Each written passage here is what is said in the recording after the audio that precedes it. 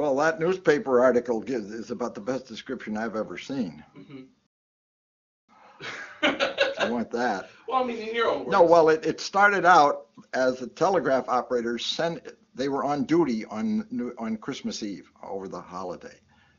They had nothing to do. Nobody was sending a telegram out particularly. So they made up these pictures to send to each other from one telegraph operator to another Hmm. around the country or around the world.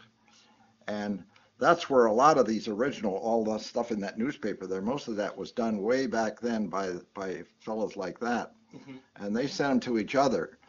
And that was teletype in those days.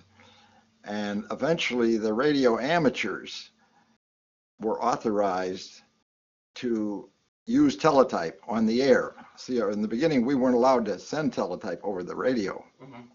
And finally, I forget what year, around 1950, the FCC authorized us to use a teletype mode on the air. And so we started typing to each other.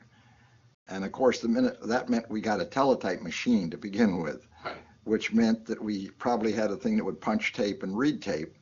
And so we found out that these telegraph guys who had been sending pictures for years before we ever got into it Hmm.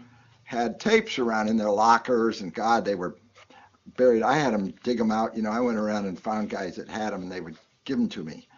I would get the tapes, the originals, and sometimes they were beat up. I had to edit them and clean them up and all. But it was that kind of stuff.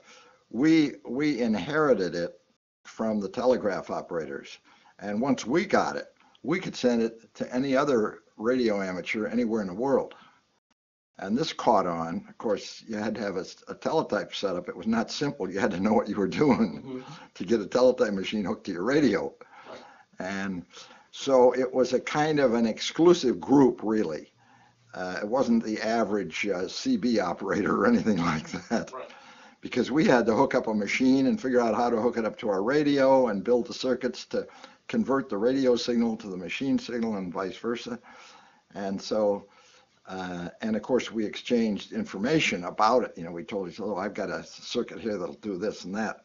And so it kind of spread among the hams and became popular. And then once we got a hold of these tapes from the telegraph offices, we said, hey, this is neat. We can send this. We don't have to sit here and type and figure out what to say while we're typing.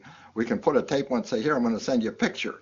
Hmm. And we would run the thing and send the tape. It made it a lot easier, and it would keep going, because sitting there typing is a lot of work after an hour or two. Right.